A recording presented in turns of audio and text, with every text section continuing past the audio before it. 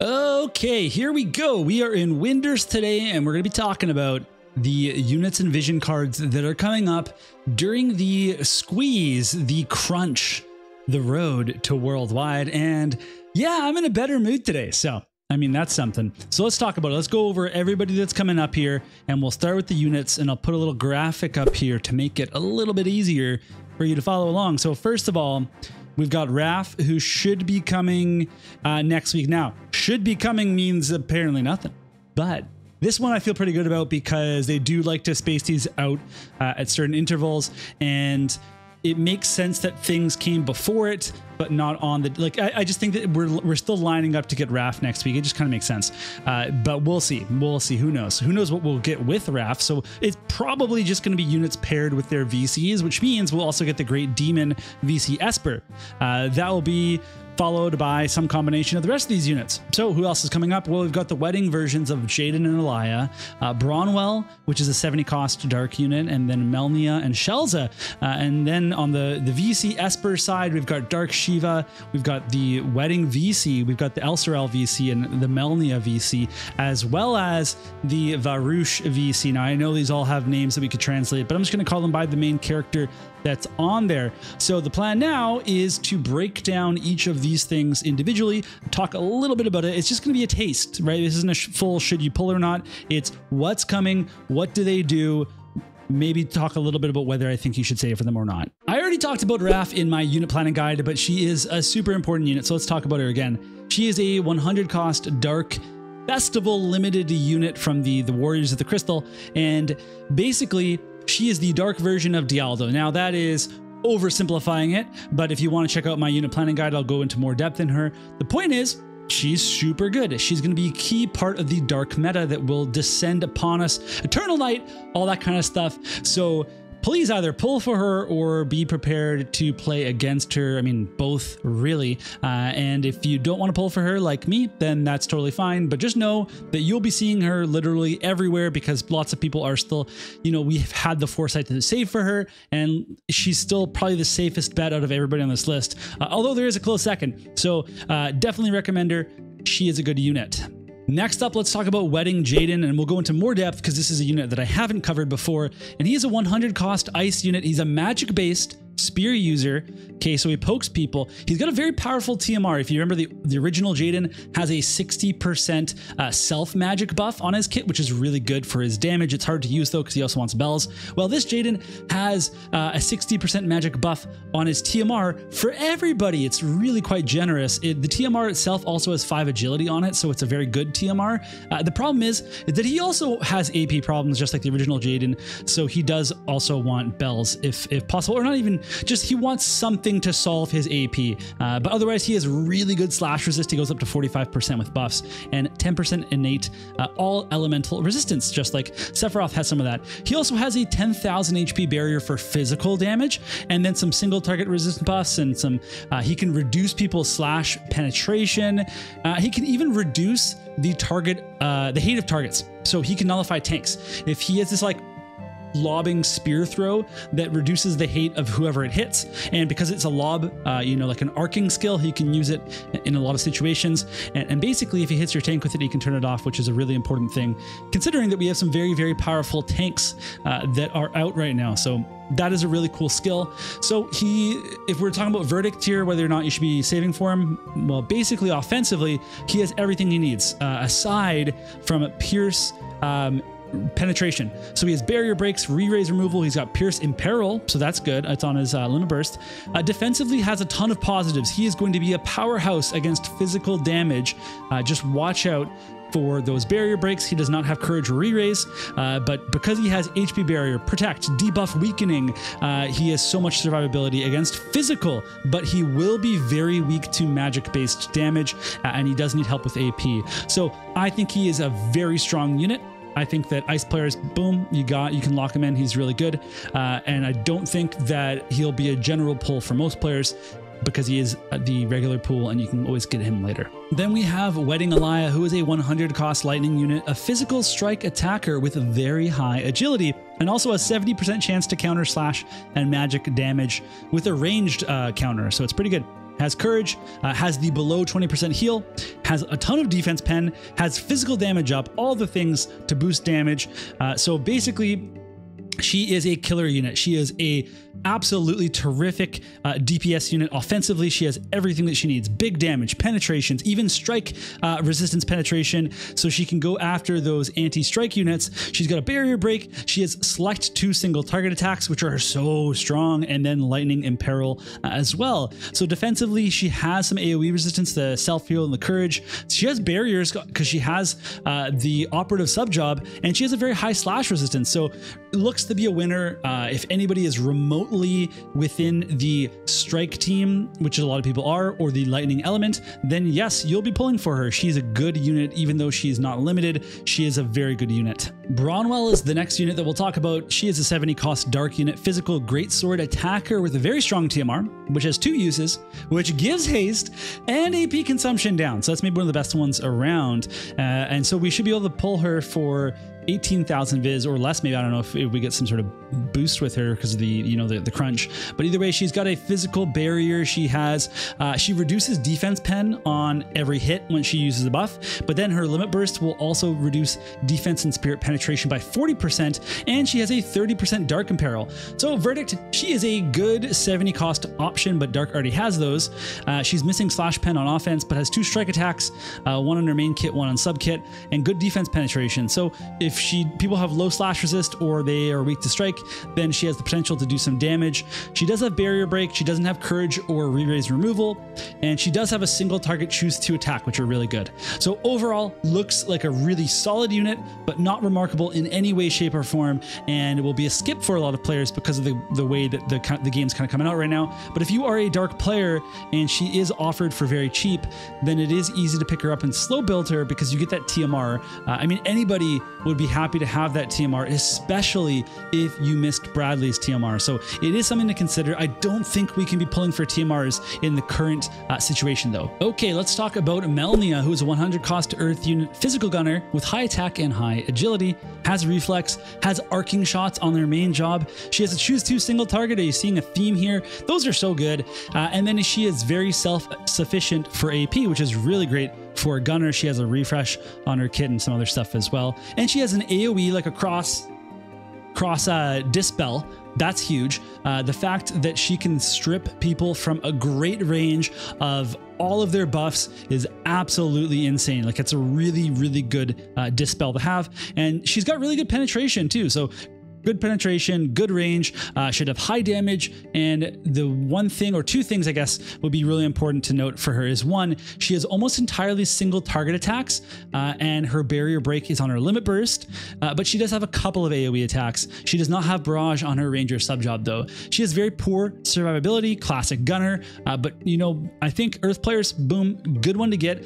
Here's the thing, you can only fit so many people in a team. So if you are doing just fine without her, you don't have to pull for her. This is going to be an easy skip that you can pick up later on a ticket or you know, whatever else, however else you do it. But she is good. And so earth players can pull for her if they really think she's gonna add to their account, or if they really like her. I know that she is a waifu for some, for many probably. So I'm saying skip, but I can see why people would pull for her. The last unit is the unit that you think I would be interested in as a fire main, and that's Shalze, who is a 70 cost fire unit, and she is a magic based support unit. She has very long buffs because her buffs get upgraded.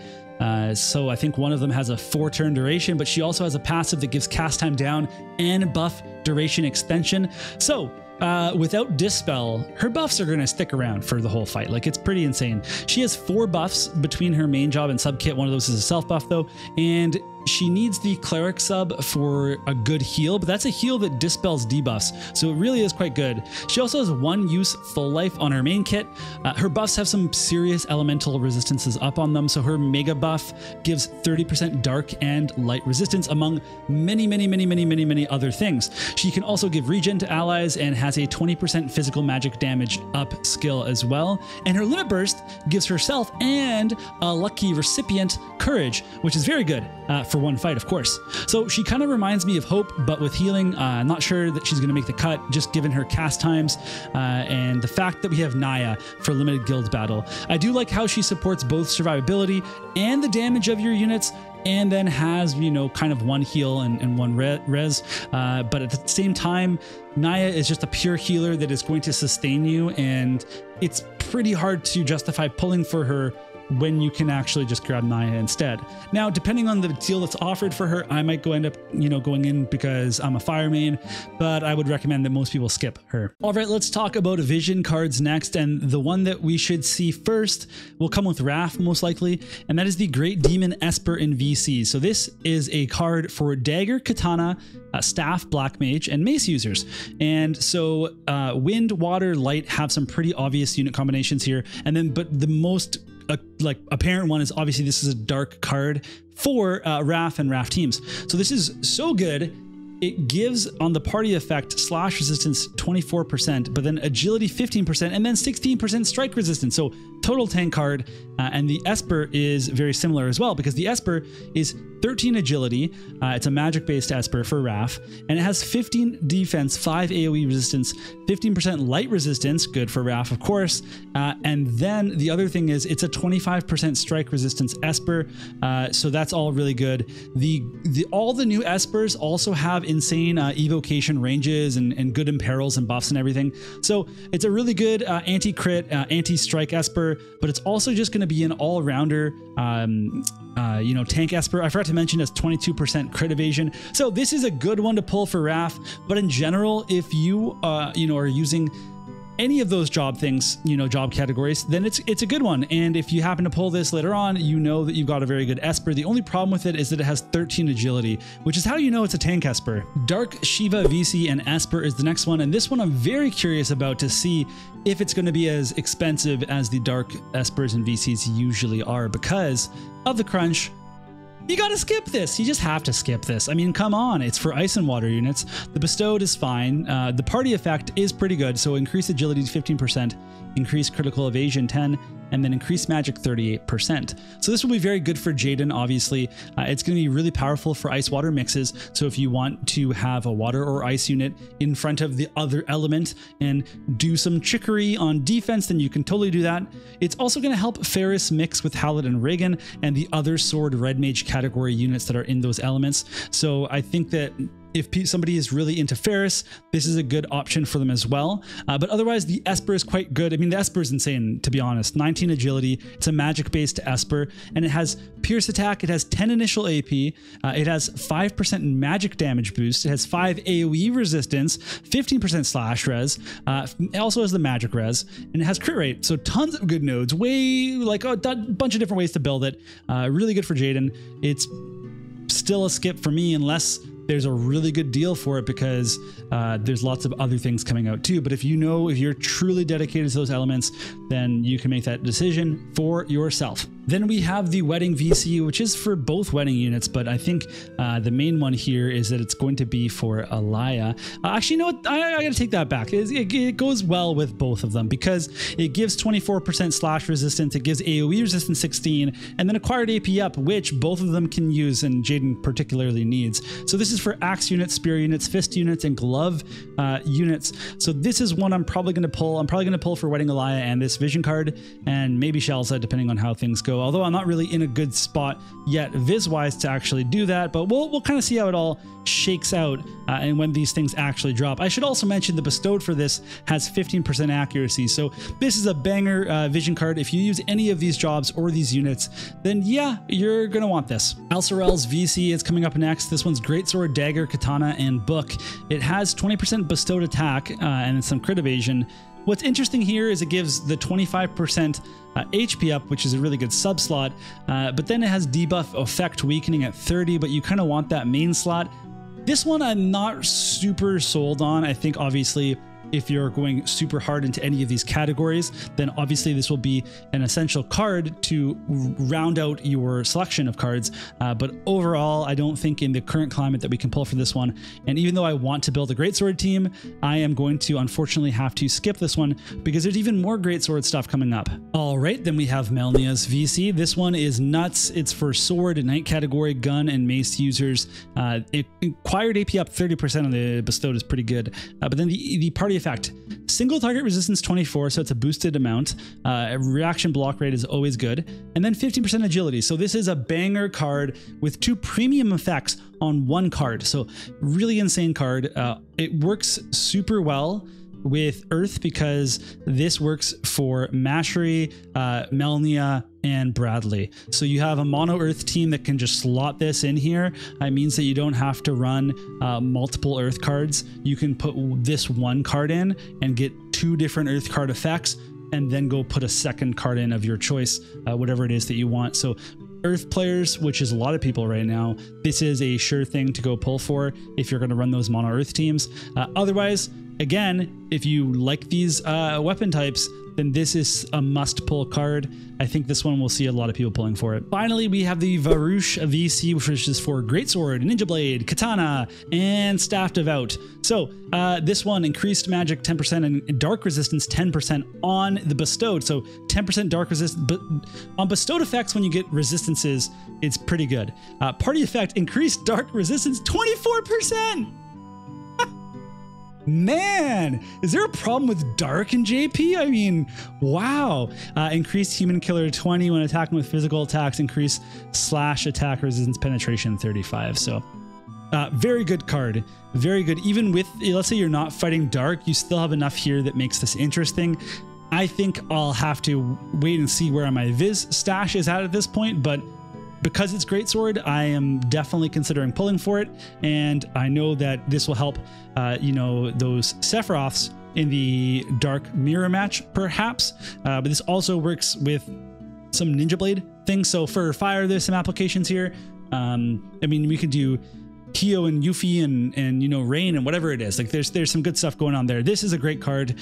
Obviously you can't pull all of these cards. It's a really tricky situation to be in, and that's why this one's a maybe for me. And for those of you that want to counter dark and can build these teams, then yeah, this will be pretty important. So that's going to be it for all the stuff that's coming up, except of course JP is going to be continuing to release banners, and we're trying to sync up to them, right? So the stuff that they get next week, we still have to get before the end of September as well. So we will be getting even more things added into the crunch, and I can do another video on those at a later time, or maybe I'll convert my JP banner series into like adding to the crunch, you know, video series. I don't know. We'll kind of figure that out as we go along. But otherwise, let me know what you think. What are you excited to pull for? What are you gonna skip? And how are you feeling today? Because yes, I'm feeling a lot more positive after I got all of that out of my system with the last video, but overall I'm still, you know, worried, of course. So hopefully you're doing okay. Let me know. Otherwise, I'll see you all soon in another video.